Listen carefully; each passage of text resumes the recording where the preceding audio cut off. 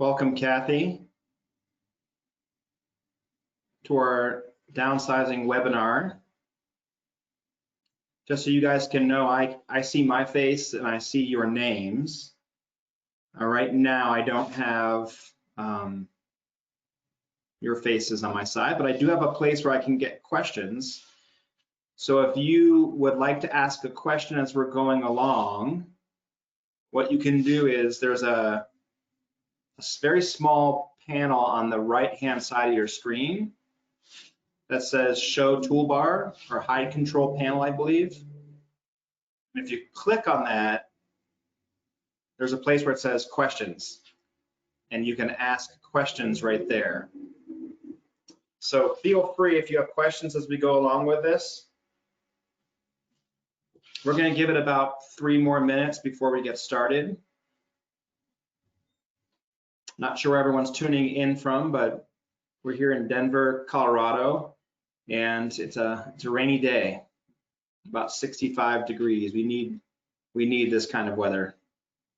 Reminds us that we don't have to endure that brutal hot summer that other people do. Welcome, Marilyn. I see that you're tuning in as well, and welcome to our downsizing webinar hosted by the Grove at Stapleton. So welcome everybody. We're going to get started here in the next, well, you're the on time ones. It's 11 o'clock, so you get the awards for being on time. I suppose it doesn't require much except figuring out how the program works, which took us a couple minutes this morning to get that going. But this is our new world, figuring out how to interact in these kind of ways. I'm excited to have you guys on this. So again, if you are interested in asking a question as we go through this presentation, there's the ability for you to ask questions. And to do that, you need to go up to the top right-hand side of your screen. There's a very small panel with a red arrow. So small panel, red arrow. And if you click on the red arrow, it says Show Control Panel. You click on that and you're able to ask a question. So I've got 2 of my people who have asked questions on this already. I've got that panel open as well, so they're able to look at it. So I have Allie, Emily, Gigi, Kathy, Laura, and Marilyn all actively viewing with us right now. My question is, where are the men? I suppose men are always dragging their feet on the downsizing, and the women are planners. So we'll give it about 1 more minute here, everybody, and then we'll get started. Again, welcome to our downsizing webinar, hosted by the Grove at Stapleton. My name is Blair Bryant, and I'm one of the senior listing agents with the Steller Group. We are a brokerage located out of Centennial, Colorado, which is just a little bit southwest of Denver. We're a big suburb of Denver. Not sure if people are joining us from Denver or other places. If you're joining us from another place in the country, let me know. I'd love to know where you're currently joining us from. And we're excited to start off this webinar. It's June. June is our busy month. That's when people are really starting to contemplate whether they want to move or not. And this seminar was designed a few years ago as a way to get people to start thinking about, what do I need to do if I'm going to downsize in the next 6 months, year, 2 years, 3 years? I tell people all the time that clients contact me and they can be several years out, and then I'll get that phone call 6 months later. Sometimes it's sooner, and all of a sudden life has changed and you're just in need of getting to a place that fits your lifestyle better than what your house fits you. And that's what downsizing is all about. The name of our seminar is A Blueprint for Success. And this is really going to walk you through all the various facets of downsizing. Remember, it's a move like any other move you've done. You've never done a move like this until you get into downsizing. And so we're going to walk through what you do with all your stuff, how to think about the market, especially in these crazy topsy-turvy times. And we're going to look at, oh, I see Laura from San Francisco. Welcome, Laura from San Francisco. So we're going to look at all this, and we're going to jump right on into it. Like I said, hopefully you can see our screen here. This is who we are. We're a real estate team out of Denver, Colorado. We've been in business a little over 20 years now. We are a team of specialists, and essentially what that means is I have listing agents, buyers agents, and then we have a full staging and project management team. This particular part of our company was designed with seniors in our thought process. When you are preparing to downsize, the preparation process is just a lot different than when you're selling a normal home. So our staging team, we'll talk a little bit about, but I've also got a project management team. That's Jake there in that picture down the right-hand side. And Jake takes care of all of our pre-listing projects. And then we have a full marketing and administration team. We've closed, as you can see, over 561 homes all over the Denver metro area. And we've been specializing in downsizing since 2013. Me particularly, this is really what I do. I work with downsizers. I had about 30 speaking engagements last year at the different senior communities here in Denver. And we've been hosting a series of seminars that focus on the various facets of downsizing. This particular one is my catch-all. It kind of goes through everything that we talk about. But in this hour-long seminar, each one of these subjects could be their own seminar. There are about 4 different talks I do. And if you want to access those, you can go to our website, stellarrealestate.com, and I'll have a slide there at the end that can get you to that. So the big why. This is what I always jump into. Why in the world would you want to move from your beautiful home that you've been in? Some of you have probably already downsized once to get into a more functional home, maybe smaller, something that works for you better. And now you're kind of contemplating that this home that you're in is just not, it's not going to work. The function of it doesn't work. And so, you know, these pictures show what life can be once you don't own a home anymore. You don't have to worry about all that home maintenance. You don't have to worry about, in Denver, we get hailstorms quite a bit. And, you know, I can remember when I lived in Florida, they have tropical storms coming through and ripping through there, and you're always worried about something happening to your home. Well, when you get into downsizing, you're able to free up your life to live the kind of life you want to live. So why not this year?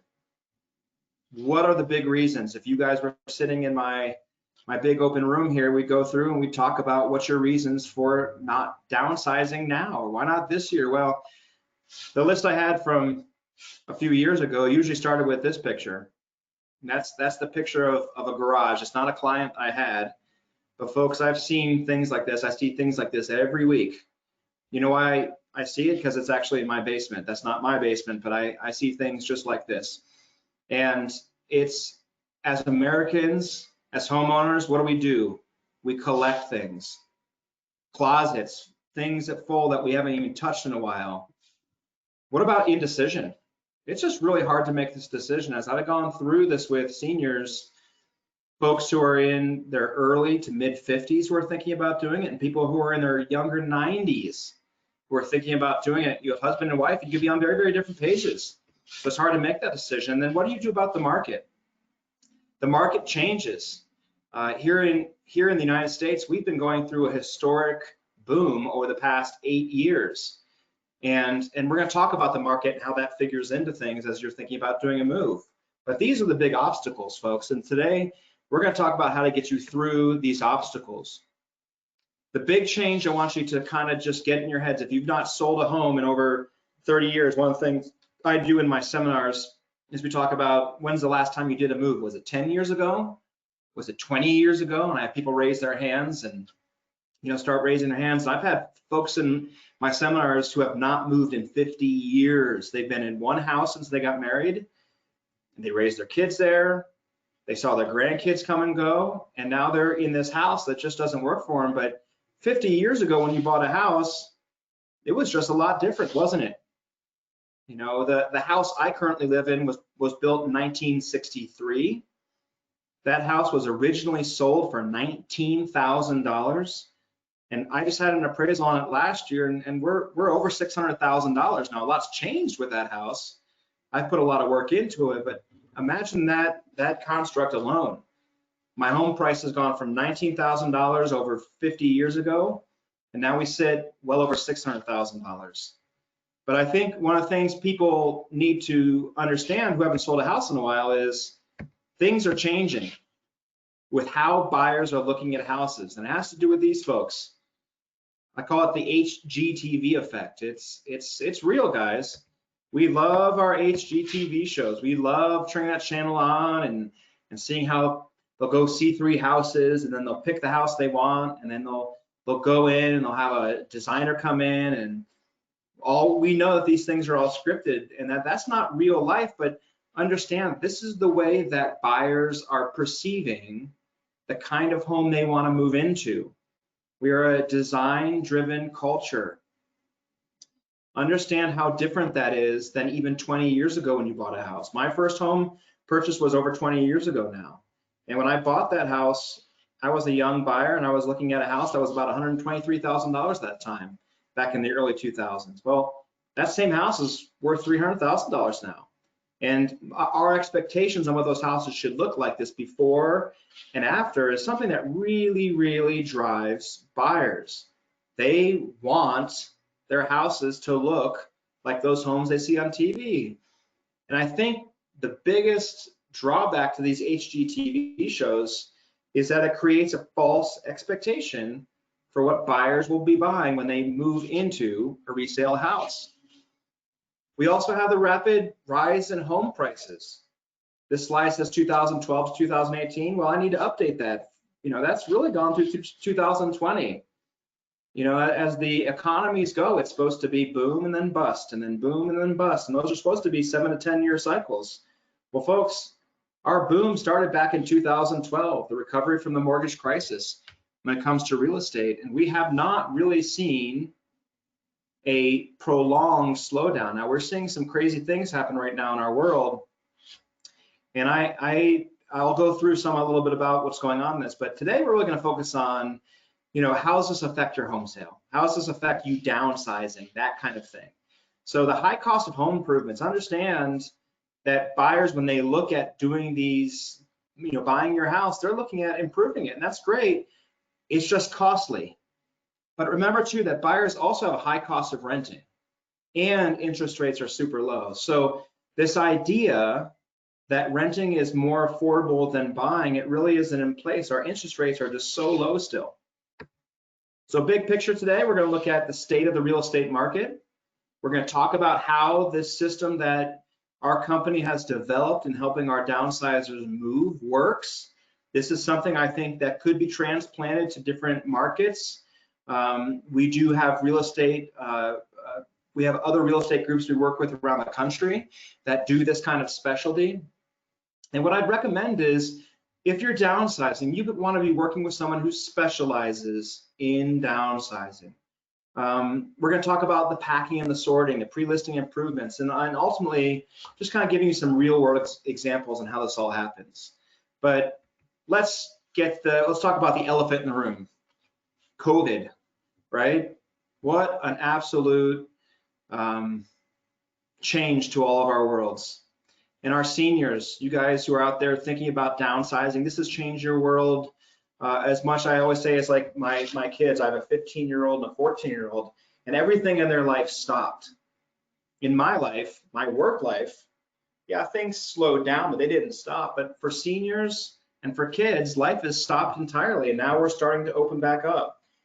How did it affect real estate? I think one of the things we talk about all the time is, man, what happens if something happens in our economy or our world? How's that going to affect? Well, here in Denver, we saw showings drop tremendously in the month of April when we had the stay-at-home orders. Of course, that meant that people weren't listing their houses. Closed homes overall were dropping.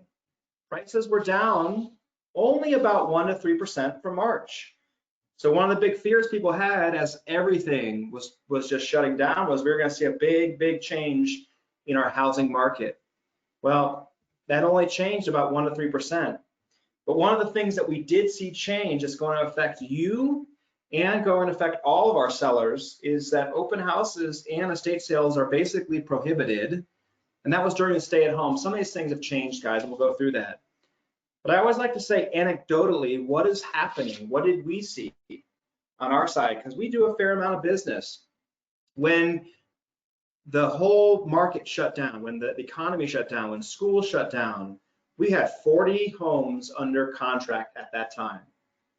And the phone calls I was fielding at that time were, you know, is my transaction going to last? Is it going to happen? And I said, guys, we're going to weather our way through this like anything else. And guess what?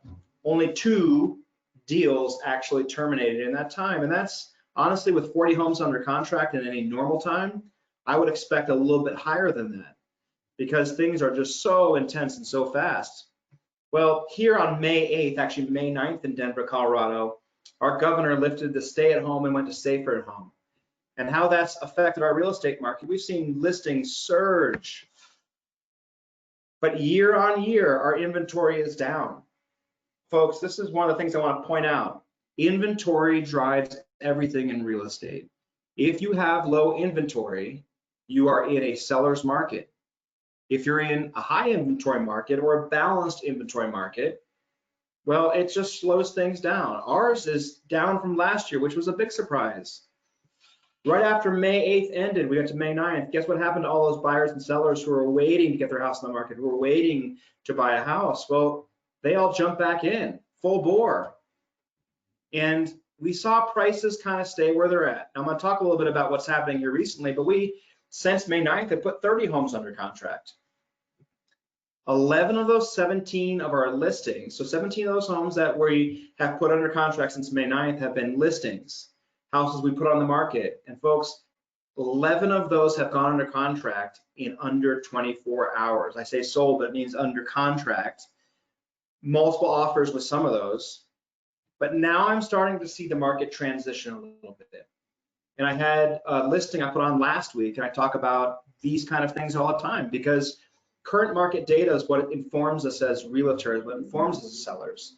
And it's important to know what's going on in the current market. Well, what's happened is we're now a month into our relaxation of the stay-at-home policies. All those pent-up buyers have now gone under contract. A lot of those listings have come back on the market and gone under contract. So who are we left with? Well, we're left with buyers and sellers who are entering the market, and things are starting to slow down.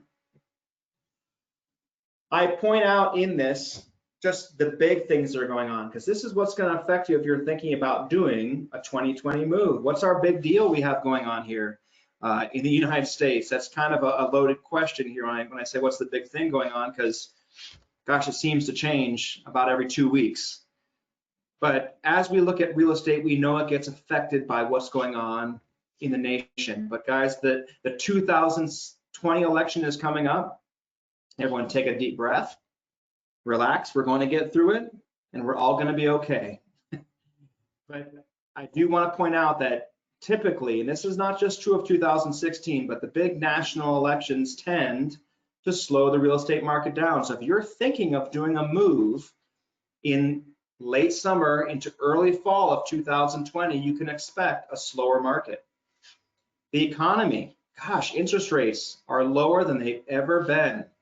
Folks, I've been doing this for about 8 years now, and every single year I've been in real estate, I've heard from both the lenders, from the talking heads on TV, that interest rates will be going up, that we're at historic lows. Well, guess what happened in 2020?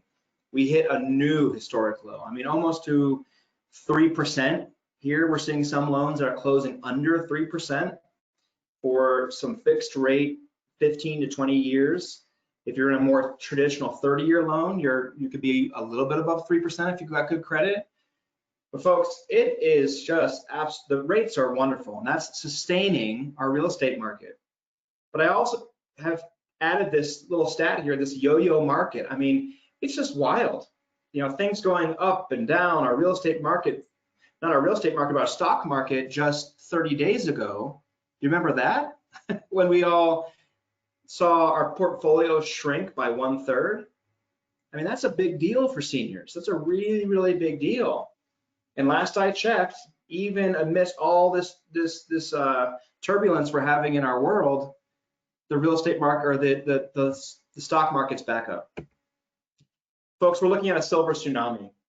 I don't know how many of you have heard that term, but it's why you're tuning in today. The silver tsunami speaks to this demographic of baby boomers who are entering retirement and downsizing. There's just, the stat is something like 10,000 Americans turning 65 or older every single day in America. That represents a lot different, a big change from what things were when your parents were retiring. The silent generation, the generation before that, that's a big difference. But let's talk about the real estate market. Really, we're transitioning from a seller's market to a buyer's market. That's something I don't see changing. Nationally, we are seeing some slowdowns. Builders are starting to slow down. And we're just hitting an affordability gap. This is something I talk about because it really matters. If you are a buyer out there looking for your starter home, I had mentioned my first home was 20 years ago. I mentioned that we bought for $123,000 at that time. I was a teacher back then. That was what I did. My wife and I were both teachers, and that was our teacher's salary, and that's how much we could afford. Well, if you're a teacher nowadays you're trying to afford a house in Denver, Colorado, a starter house in Denver, Colorado is going to cost you right around $400,000. It's going to be hard to find something under $400,000, and it's slim pickings when you get into that kind of category. So the other thing we're seeing is the economy. I think our economy is a lot more resilient than people gave it credit. I think we all are learning that our economy was able to withstand some incredible stress. It doesn't mean that the economy is not affected and won't be affected by these layoffs. We're standing on historic unemployment. How will that historic unemployment affect your home sales as we move into the future? I would imagine if you're in a community where you're more that entry-level home, that entry-level type market for a buyer, well, a lot of those buyers are furloughed, lost work, and lenders cannot close on a home when a buyer does not have current employment. So far, that's not been anything we've experienced here in Denver, but understand that's something that we might see going forward. But folks, look at the big picture. Look at this stat. These are average close prices by year in Denver, and I'm going to go back to 1990 here. I don't know if you can see my cursor or not, but the average price for a home in 1990 was $94,000 in Denver, Colorado. You can see we've basically gotten to the point where our new stat 2019, and I could update it now to 2020, we're above $500,000.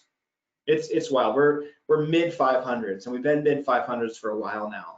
So if you've been in your home more than 5 years in Denver, Colorado, you've made money.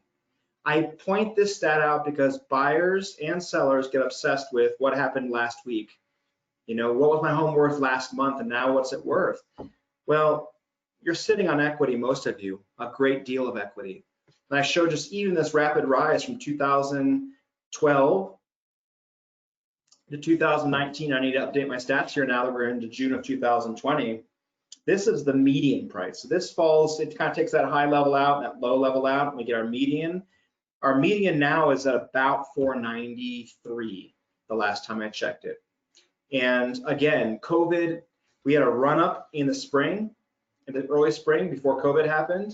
Prices were going wild, a lot that had to do with inventory. And we saw prices spike, and now we're seeing prices pull back. But what I do want you to notice in here is just kind of how this is now stepping. We went from 2012, 2011 to 2015. Look at that change, that gradient change, 281 to 365. And then we went 365 to 473 in the next 3 years. Those were wild years in real estate. I mean, those were years where I put a house on the market, and basically we said, we're putting the house on the market Thursday, Friday, and we're not going to accept any offer until we get to Monday morning, because I'd be sitting on multiple offers and we'd have to sort through the terms. Those multiple offers are still happening, but not in the volume we saw pre-2017. You know, and you'll still hit some listings that do have some incredible dynamics to them. So big picture, average home sales, the shifting market, what we're looking at. I just love that term, this picture of this flight attendant. I'm not sure the next time I'm gonna get on a plane, I'm not sure I'll be sitting that close to a person, but when you're on a plane, you're getting ready to take off, it's an uneasy feeling, right? You're wanting to get buckled in, things are shifting. Well, I think we're seeing a shifting market here nationally. And we're seeing a shifting market. Now it's gradual. Remember, home values have basically been flat over the last 3 years. What you have to understand that selling a home is cyclical like anything else. It has to do with inventory. We talked about this. But right now, as I'm heading into my summer market, which most sellers and buyers think is the best time to buy and sell, it slows down. And it slows down because inventory increases and because the amount of buyers increase. But that's consummate, right? There's more inventory than buyers. And in general, no buyer wants to jump into a listing and make a decision in 24 hours. That's just not something they want to do.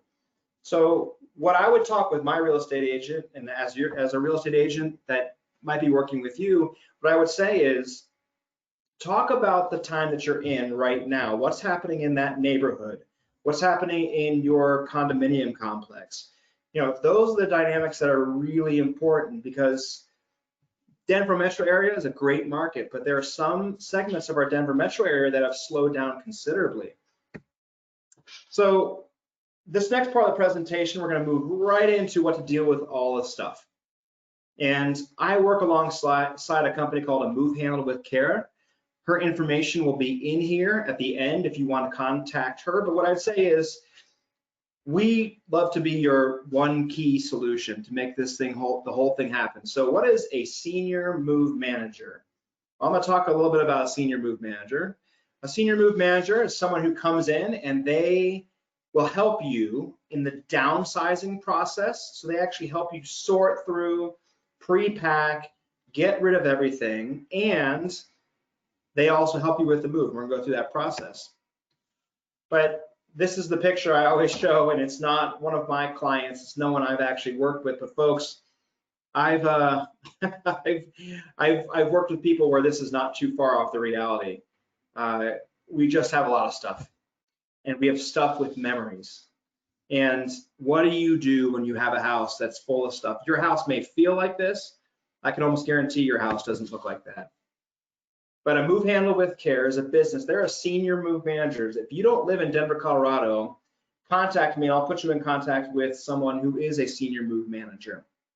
But essentially, a senior move manager is someone who specializes in the downsizing moves. When you moved last time, and I always talk with my clients or my seminar attendees and say, you know, the last time you moved, how did that happen? You know, were you 30 years old at that time, 45 years old? Did you move yourself? Did a company move you? Well, senior move managers are really equipped to help our seniors with their downsizing processes. They're going to come in and they're going to offer a complimentary consultation on your new floor plan. So where are you moving? Will the furniture you have in your house right now even work with where you're moving? Remember, folks, everything in your house, and I mean everything, has an expiration date. Your couch has an expiration date. There's a certain point where you should say, I've had this couch for 45 years. We're gonna part ways. We're gonna have a goodbye ceremony for our couch, and we're gonna buy a new couch when we go to our new house because it might not fit. They can do customized floor plans. They're gonna create timelines and tasks to keep you on track. They're gonna help you sort and downsize. I mean, they are really, really helpful in this process. Day of move, they're gonna be there for the packing and the move and the unpacking. So how's this different than a traditional mover? Well, traditional movers, they come in the day of move, they get everything in, they bring it to your new place, they put it on the counters, open everything up, and then say, have a great day. Well, a senior move manager is going to unpack you and put everything in its place. They're gonna make your bed. They're gonna put your toilet paper on the toilet paper roll. They're gonna hang pictures if you want to. You get to be there, but There's some really great stories I've had with these senior move managers. They also will coordinate with estate sales and liquidators, donating. We're going to talk about this in our next phase of this webinar. But these are the examples, guys. This is a picture we point out all the time. This curio cabinet over here to the left of my screen. And this was Sierra's grandmother. And she had lived in her house for 40 plus years, and Sierra actually moved her grandmother with her company, set up her curio cabinet, all those little things, the dolls, some of the Hummels in there, their pens you can see they're put away. And when her grandmother walked in that first evening after everything was unpacked, she said, you know that this doll, this pig up here is faced the wrong direction. It should be faced right. Yeah, it's a funny story because those are the kind of details that make us feel like home is home. And that's what a move handle with care will do. So again, if you're interested in a senior move manager, it's something I recommend as one of the first steps. And we'll talk about what comes first and what goes second. But I would say having a senior move manager in after we come in is probably the next best step. Because a senior move manager is going to help you figure out what you're dealing with. Are you going from 5,000 square feet to 1,500 square feet? Are you going from 3,000 square feet to 1,500 square feet? Think of it like a box. You can have a big box and a small box. Well, when you're downsizing, everything from that big box that can fit in the small box goes with you. Everything else that's left in that big box has to go. So they priced out your move based upon how much they're going to be doing for you. It's hourly, and then it's coordinated with that move. And it's not priced solely by distance, just by square foot. But one of the big questions we always have is, what does a senior move manager cost in comparison to a traditional mover? And typically, they're about 10 to 15% higher. So most average moves, this is another question I get all the time, how much does a move cost? And what I'll tell people is, well, depending on how much you're bringing, you're gonna have moves that cost, if you're in town, moving from 3,000 square feet to 1,500 square feet, that's usually around a $3,500 to $4,000 move. And that includes the senior move manager. If you were to employ just a mover, you'd probably be looking at $3,200. So it's really, like I said, about 10 to 15% higher if you use those move managers. And well worth it, guys, well worth it. Something I can't recommend higher. So don't be like this on move day. This is Sierra's daughter, and we've seen some really, really hard situations, guys, when people decide to kind of do it themselves. They decide to move themselves. They decide to pack everything and move mattresses downstairs and all kinds of stuff. Remember, our minds typically are well behind where our bodies are. Our minds are telling us we're 10 to 15 years younger, and the last time you moved, you may have been 50, you may have been 40, like I said. I've made the promise to my wife the next time we move, we're using a move manager. So estate sales and buyouts, we're going to go through this section a little bit quicker than I normally do, because guess what? Estate sales are kind of shut down right now. Buyouts, that is another version of the estate sale. So what are these things? So estate sale basics. I have been giving the stat with my clients that I walk in and talk to that, estate sales were more common 5 years ago. They became a little less common about 3 years ago. And now that we're into 2020 with COVID, they're pretty uncommon, because if now you are holding an estate sale, you're just like any other shop owner. You've got to limit the amount of people that come in. You've got to provide sanitary conditions for those people who come in. But really the bigger thing that's in effect right now is think about all these people who are downsizing, all of you who are thinking of downsizing. What happens when the market gets flooded with oak furniture, with curio cabinets, with dressers, with you name it? Once it gets flooded, the value of those things becomes less. And having an estate sale for some people is very, very worthwhile. Right now, I would say it's about 1 in 20 clients who might even be a candidate for an estate sale. Estate sales are very valuable for people who can find their new home, move out, and then say, estate sale folks, take over. But right now, you need to be patient with that. And the thing I point out, and the estate sale folks we work with point out, The real value is in your home, not your stuff. So remember that. The real value is not in your home. Sorry, the real value is in your home, not in your stuff. And people need to understand that doesn't mean your stuff doesn't have value. It doesn't mean the things that you've been holding on to don't have value, but let's be honest. Your kids and your grandkids probably don't want much of what's in your house, and that's because homes are getting smaller. Especially the millennial generation and younger, they're into IKEA, they're into things that fit in their houses. So estate sales are something that are a great option. We have a great estate sale company, and right now they're offering, this is our estate sale company, Googie Down, Estate Liquidators. If you just want some information on whether your stuff has value or not, I recommend giving them a call because they also do buyouts. So what is a buyout? A buyout is when an estate sale company comes in, or I have a couple buyout specialists who come in and they will give you one lump sum for the things that have value in the house. So they'll give you a check for the silver. They'll give you a check for some of the artwork. They'll give you a check for some of that mid-century modern furniture that's been sitting in your house since the 50s and 60s and has great resale value right now. And then they will help you clean out the rest. The great thing about buyouts is it works in the time of the COVID restrictions. Right now, I just tell my sellers, a lot of my sellers have garages full of tools. They have gardens, all kinds of gardening things. A lot of my guys I work with have full-on shops, skill saws, all kinds of things. Well, buyout is a great option for that. For everything else that's left, you're going to need someone to come and get that stuff out of there. I have many, many sellers who say, well, can I just leave it here? And some of the sellers I work with, I say, well, that's something we can offer to our buyers, but we don't want to assume that that's something they're going to take. And we also don't want to assume that they're going to pay for it. I can give a recent example of a seller who I am working with right now, supposed to close this coming Monday, where they bought a hot tub last year.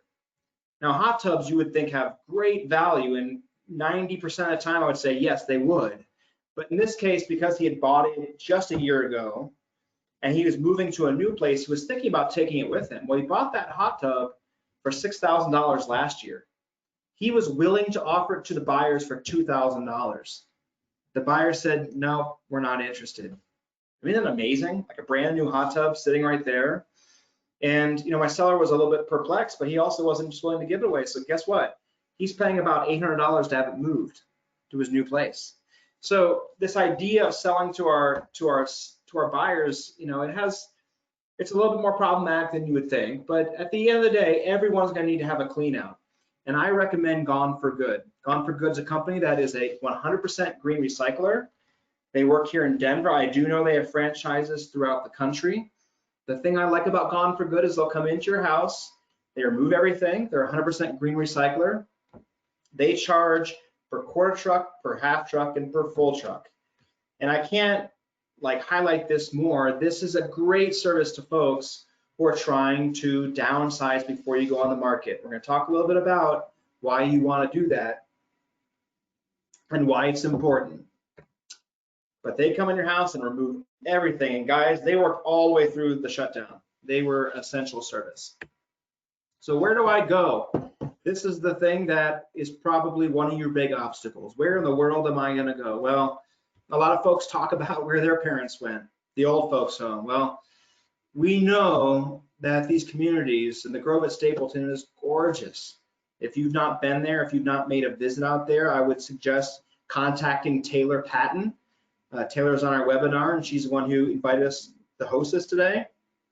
But the reality is, guys, the Grove at Stapleton has awesome community facilities there. They have great common spaces. They have a wonderful cafe, restaurant. I mean, they have everything there that you're going to want to need, and you don't have to take care of it. It's a turnkey solution. The reality is happy hours. The reality is yoga classes. The reality is so many different things. Yes, COVID has affected all of us. Like I said, my kids and the seniors in our community have been affected the most. There are no camps going on right now for our kids.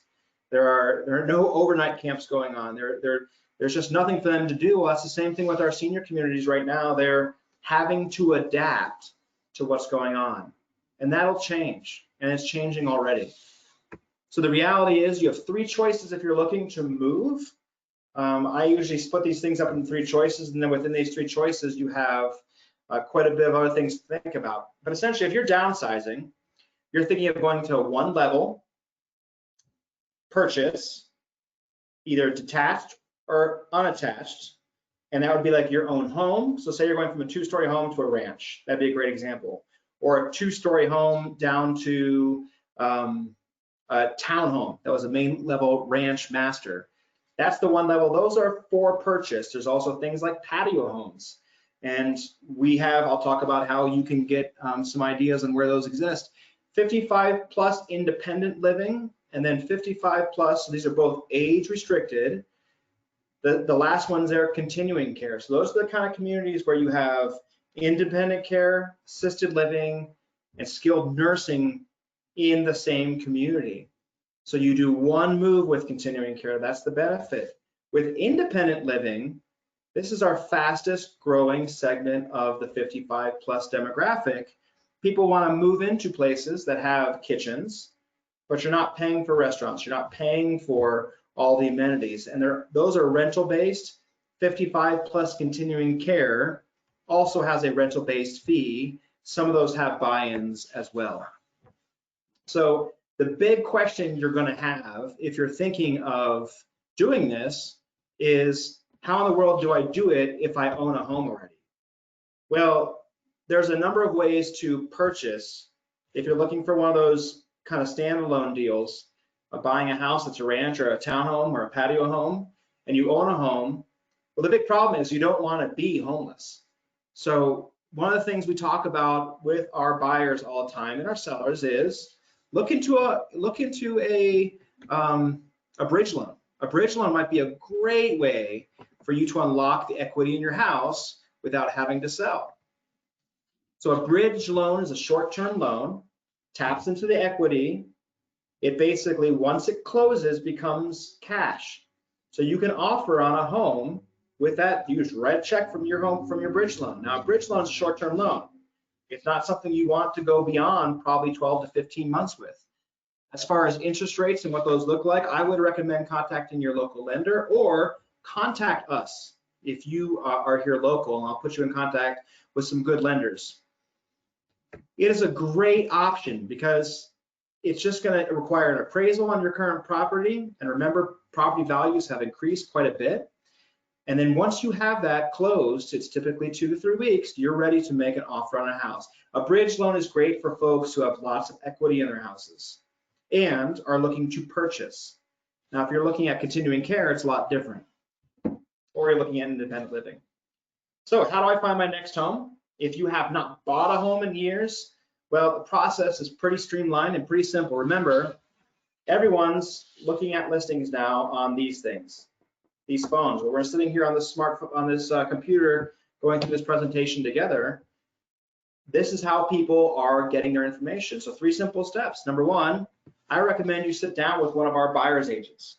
Contact us and talk to them about what your needs are if you're thinking about downsizing. Because if you're thinking of not going to the Grove at Stapleton, but you're wanting to purchase, well, talk to one of our agents and they'll talk about your needs and what's out there. 2, they're gonna get you set up on a search. Your search looks like this little window we have up here. It's gonna have all the information when it came on the market. And remember, one of the true difficulties of technology is misinformation. How many things are we looking at about values on our houses that have sold in our communities, or houses that are on the market that, well, it's just not accurate information. Those websites like Zillow and Trulia and Redfin, and you go on and on and on, a lot of those things are outdated information or not accurate information. So a buyer's agent is going to really sit down with you and help you get down to what is going to be important to you. You may have certain criteria that are just non-negotiable. You really want a garden in your backyard. You want a place to let your dog out. Well, this is, again, purchase, and I recommend contacting one of our buyer's agents. Our information will be here at the end. But let's talk a little bit about our idea of staging. Now, if we were at our seminar and how many people know about staging and what it's all about? Well, if you've ever been to a home that's been staged, it's pretty amazing, depending on how it was staged. Staging includes homes that are actively lived in and homes that are vacant. They can be both things. So a home that is lived in is going to be staged a little different than a home that is vacant. But it's always going to include artwork, furniture, rearranging, and depersonalization. And this is important. Remember going back to that first thing we talked about with the HGTV effect? When a buyer walks through the house, we want them to feel like, well, it's a show home. This is something that, wow, would really appeal to me. And in many cases, after our stager, Carolyn Brake, gets in there and works with their stuff, they're like, I wish I had thought about arranging my room like that, because sometimes she's just rearranging her furniture. I believe in staging so strongly when it comes to getting you a higher price and a quicker sale that we hired a full-time stager on our company, Carolyn. We have a team of stagers with her, and we own warehouses full of furniture. And we do this at no extra charge to our sellers, no extra charge. That's a pretty uncommon thing you're gonna think, but look at this alone, you know. This is a listing that we took over about a year and a half ago, 2 years ago now, that had been on the market. They've been on the market for about 6 months. They kept reducing price, couldn't sell it, couldn't sell it, couldn't sell it. Well, we had our stager go in there and look what she did. Folks, this is staging. If you were in my live seminar, I'd have you say, what's the difference? You know, what do you see in this besides furniture? And a lot of people will say, well, it's a different color. It's not a different color. The walls are the same color. The realtor who had done this before hadn't even turned all the display lights on when they took pictures for the MLS. Isn't that just wild to you? The beautiful story of this is this staging cost that seller nothing. And they went in there and they, after going on the market with us, were under contract in under a week for higher than they originally had priced it. Why is that? I mean, the buyer could see that it had been on the market. Staging is powerful. It speaks to emotions. So cosmetic updates. So we're going to talk about this last portion of the seminar, why it may be important to cosmetically update your house or to deal with some of the deferred maintenance. So those are two categories, right? I call these your typical high yield investments. If you're thinking of selling, moving in the next few years, you're going to want to think about, what do I do to my house to get it prepared? Do I do anything? I mean, we don't want to put money in if we're not going to get it out. We also don't want to go on the market and then realize we should have taken care of something, and by that point, you're on the market. There's nothing you can do to go reverse. So cosmetic updates that reciprocate the highest return would be painting, followed by flooring. Those two things I talk about a lot, and I kind of point to that new car effect you have. You know, why do people buy a brand new car versus a car that's 2 years old? They buy it because it's brand new, because it feels like it has that smell to it. I don't know what that smell is, but it's wonderful. Painting and flooring are two of the things that will radically change the feel of your home. The biggest kickback I get from sellers all the time is, why would I want to change out the paint in my house if the new buyers have come through and want to paint it themselves? Well, the point is, and we talked about this early on, the cost of updating, having renovations done is very, very expensive. So think about paint and flooring as your two go-tos. Countertops and backsplashes, those are big returns. Updating your appliances can be a big return. Folks, those are cosmetic updates, those are appearances. But don't forget about your systems and curb appeal. I call that deferred maintenance. So your HVAC, your sewer, your roof, what are the ages of those? Is your furnace 25 years old or older? I give the great story all the time in a house I'll show in this. My seller last year had a 50-year-old furnace. And she swore up and down to me that not only her furnace guy said it was perfect and great and don't replace it, but she'd heard that when she bought it like 40 years before that. I had my HVAC guy come in and he actually confirmed that same thing. He said, these systems aren't made like this anymore. Well, she's the exception to the rule. If your furnace is over 15 years old, 20 years old, it's likely that the buyer is going to see that as a future cost. So the real question is, do you do the updating before or after? And we're going to talk a little bit about that. But I want you to get these things in your head. Remember, one of the big things about our market is buyers are paying a very high price, interest rates are very low, and so the cost of buying a house, if I go up $50,000, is not that big a difference. If I move into a house and I put every single dime I've had into that down payment, I don't have much to update the house when I move into it. So things that are updated versus unupdated sell for a much higher price. That skew between the unupdated and the updated. But the thing here, guys, is we're not going to ever recommend fully updating a house. But here are some of those things we talk about that make big transformations. These are listings that we've worked with some of our downsizers. This is a downsizer I worked with last year at this time. I walked into this house and you can see it looks like 1975 in there still. And he said, listen, I understand, I've got the original things. Now his house was wonderful roof, wonderful yard, HVAC was great, his hot water heater was great, but it had a really outdated feel inside. So I recommended removing wallpaper, painting, and carpeting. As I told you at the very beginning, we have an entire arm of our team that helps bring the contractors in, get quotes on those estimates. We sit back down with the sellers and we talk about what that cost is going to look like. Do we do it or do we not do it? In this case, I felt it would move his price by about $40,000. So most of the buyers are going to look at that and think about this as a total renovation. I recommended removing wallpaper, paint, and carpet. Look at that difference. Folks, that's the same house. The cost of this individual room right here was $1,800. That's something people just always go, what? Like, how in the world? Well, the room, we painted it. We removed the wallpaper over here. We took down their blinds and put up our own shades, and then Carolyn staged it. We did not remove the popcorn ceiling. That's something I talk about with my sellers all the time. We're not looking to build a new house. We're just making it look as unified as possible when they walk in. And when they walked in, if they'd seen this big mural over here, I guarantee you that's all the buyers would remember.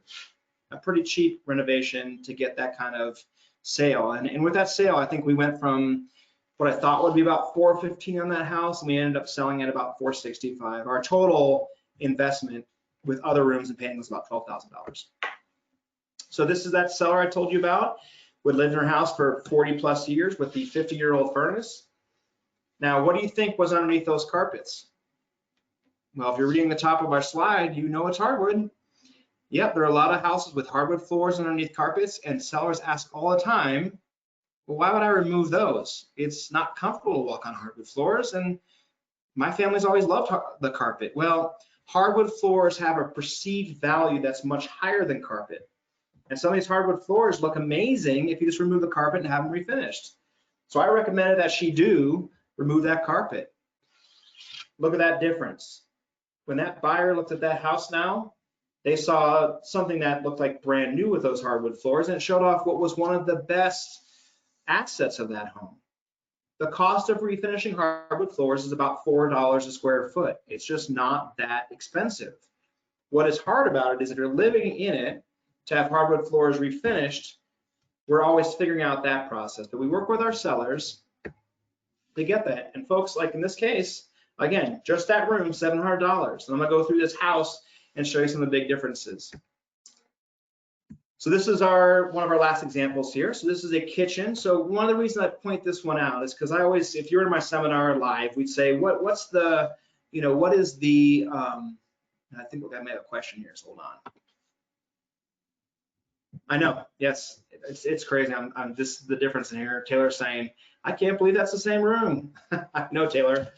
So if you're able to type in the comment box here, what is wrong with that kitchen? Can anyone type in an answer to what's wrong with that kitchen? Because I want you to see if you can perceive that from a buyer standpoint. Maybe not what's wrong with it, but what would buyers want to do with it if they bought that house? And give me a chance to catch my breath here. So what would a buyer walking into that house look at, and what would they think?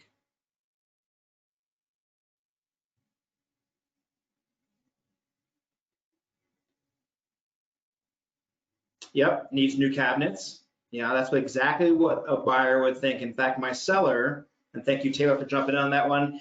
My seller said, Blair, why would I want to do anything to my kitchen? They're going to want to replace everything. And I said, Dave, and he was a downsizer. I said, Dave, the problem with buyers is that's what they see. What I know in this, yep, and Marilyn says it's a low ceiling. You can see this drop ceiling here. So a lot of sellers, they've lived with their houses for a long time. And they look at it and they say, you know, I know it needs a total kitchen renovation. I just don't want to do that because you've probably priced it out before. I always like pointing out, by the way, on this picture, this shirt hanging right here. He was a bachelor.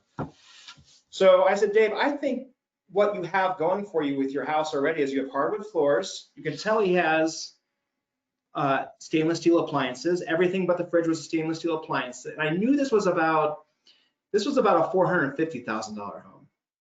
And I said, I think the cabinets would actually clean up well. And look at the top. We're going to put in high definition laminate countertops.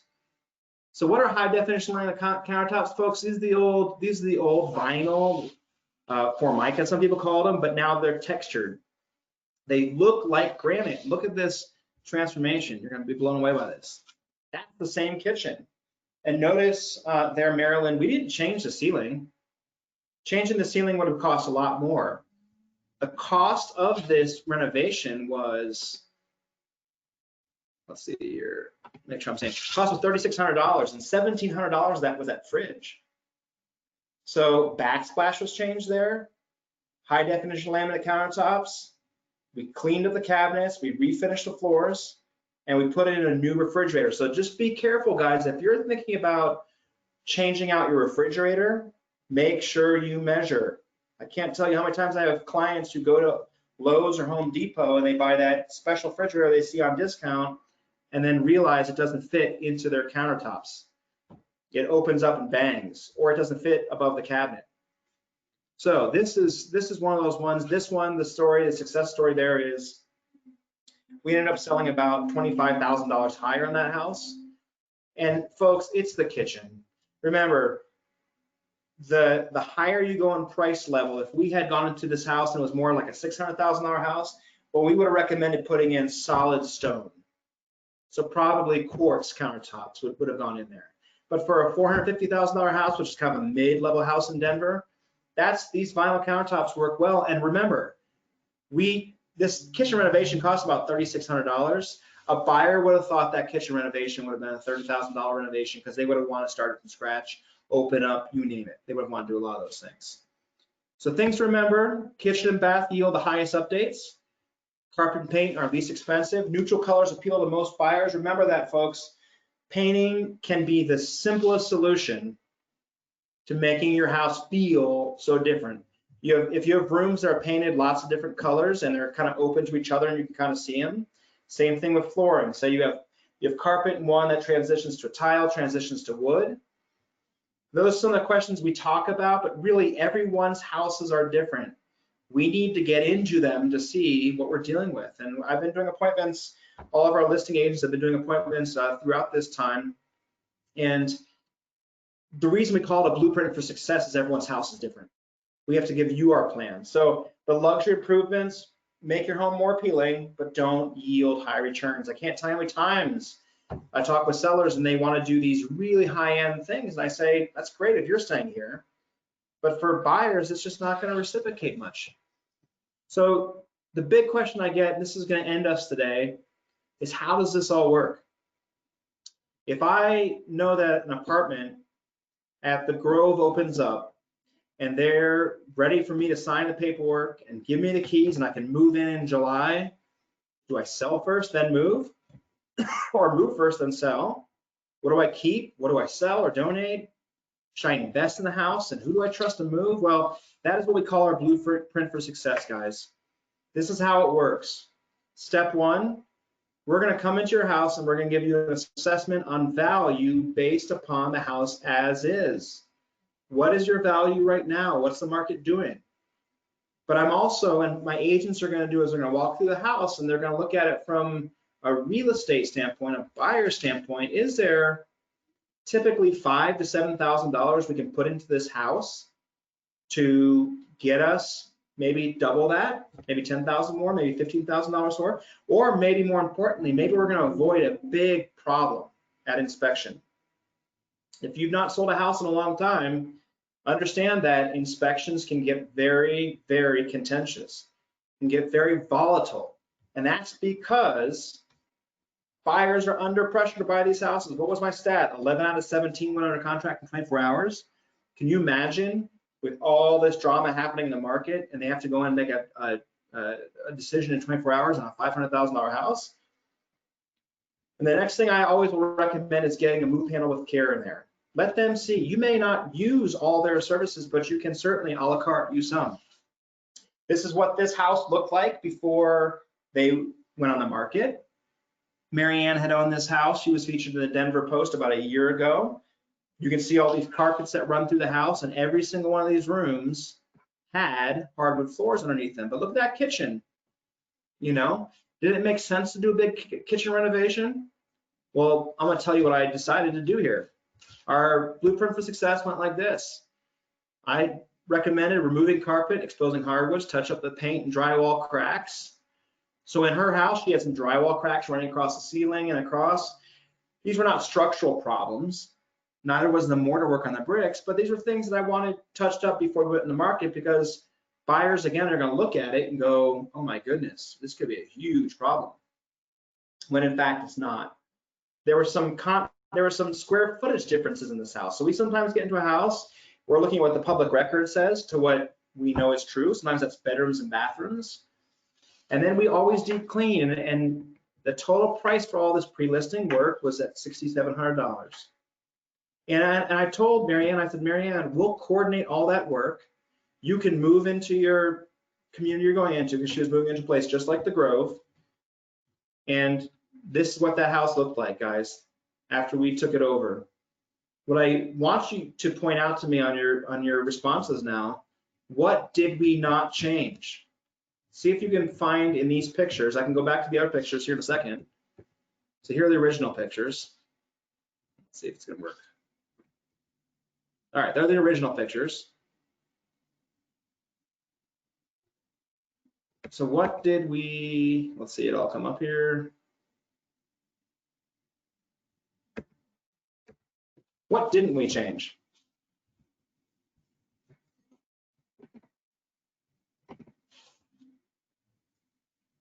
Can you tell in those pictures? Because I think that's the important stuff to look at. Flooring, okay, so flooring we did change, but not in the kitchen.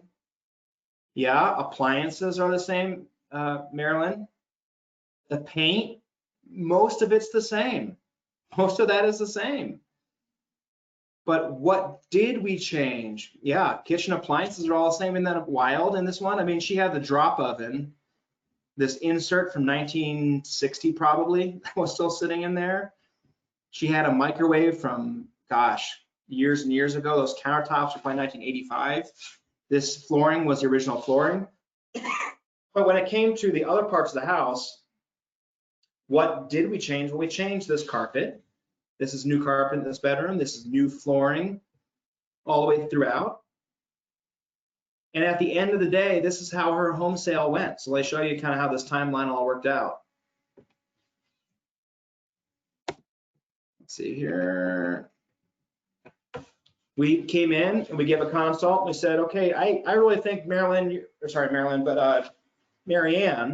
your house is probably worth about $450,000. If we did these improvements, I think you could be at about $475,000. Our process would be a buyout because she wasn't an estate sale candidate. Then we're going to clean out our house. Then a move handle with care was going to come and move her. Then we stepped in and about over 10 days did all those renovations. And then we're going to sell. Move handle with care was about $3,000 for their move. The buyout was about $2,000 that she got. So her move, what I'm always trying to do with my sellers is figure out a way that the buyout can sort of cancel out the move, right? So that your net there is not too different. Our Steller renovation solution. So this is the arm of our company that comes in and does all the renovations. That was $67.65. And how does that work? Well, in this case, we had her move out. All those contractors came in, were supervised by us, and then they were paid by us. And then at the very end, because the home sold, look at that. It listed February 28th and we sold April 2nd. In that case, a lot of those contractors were paid out of proceeds. Her net gain from where she ended up selling, because I thought 475 is what we get to, she closed at 484, $400. Folks, she reciprocated about $27,000 off that $6,000. So it is an incredible difference. It was an incredible difference to Marianne to have that extra kind of money. So how do we work? What do we do? What are we about? Really, if something today has caught your attention or you have more questions about, please give us a call. My name is Blair Bryant. I'm kind of the lead in charge of the downsizing division of our company, the Senior Solutions. But we have multiple agents who work with our seniors, our downsizers. You may be well out there with your move, but we'd love to hear from you and figure out where you're at in your move. You know, what is something that you're worried about when it comes to your move? So I'd like to open up the floor for questions. Is there anything that caught your attention or maybe needs a little bit more explanation?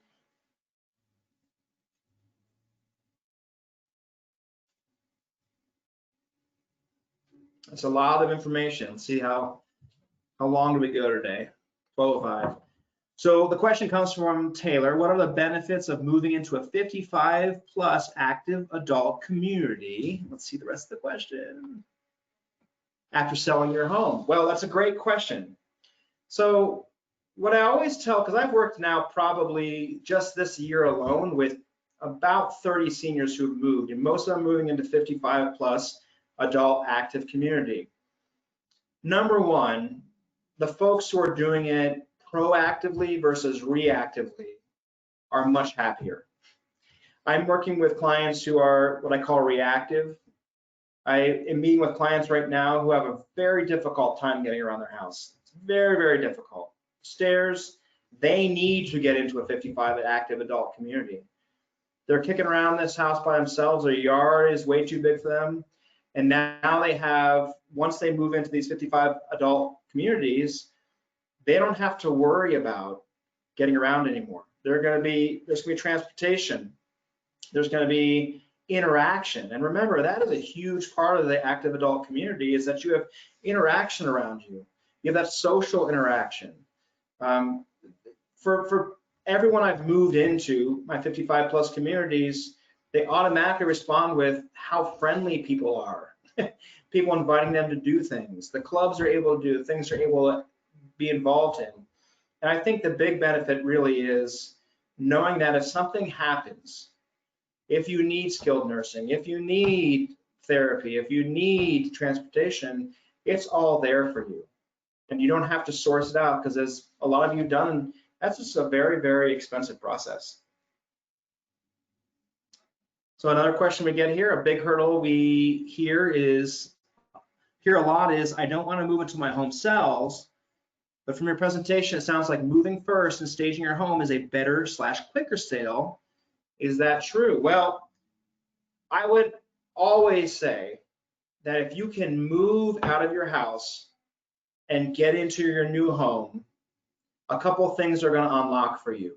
Number one, you can worry about what you need to keep and then get into your house, into your new home. And you don't have to worry about everything and get everything out of there.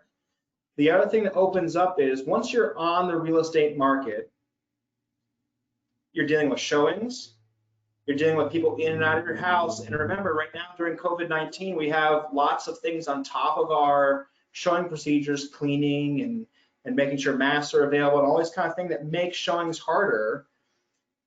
We're in a very good market in Colorado.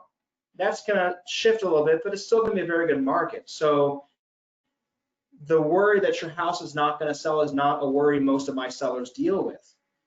What I prepare them for is the expectation is going to take a month. Is it going to take 2 months to sell your house? Well, if you can move into the Grove at Stapleton, for instance, I can typically have your house, that example we had before showed you that she moved in February 28th. We closed April 8th. And that was with the renovations in place. So truly, there's an ease of selling a house when you're not there.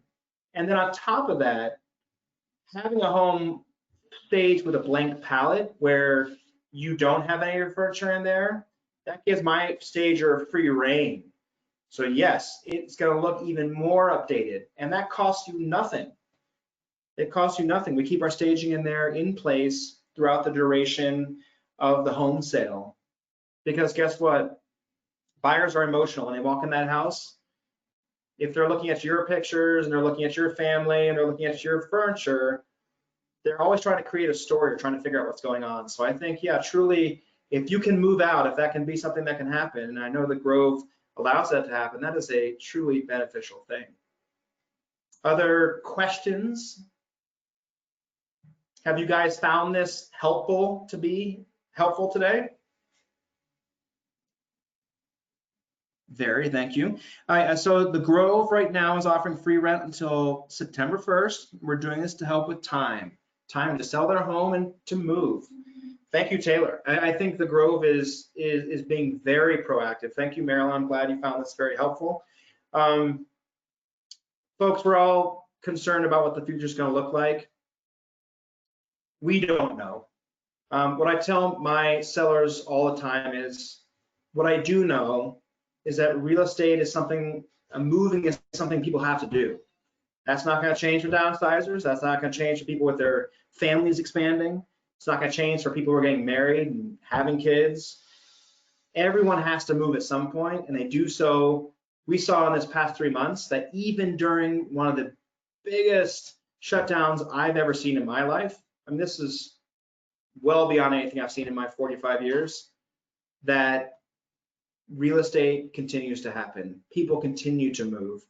I've had sellers, a lot of my seniors moving during COVID, and it's still something they're able to do. And once they're at their new community, they can relax, they can breathe. So folks, thank you for tuning in today. Any last questions, let me know. I'll hang out here for a couple minutes and truly give us a call. If you have questions, I can refer you to a lot of our different contractors we work with as far as those move managers and estate sales, and give you ideas of how we work, and we'd love to get out and see you. So thank you.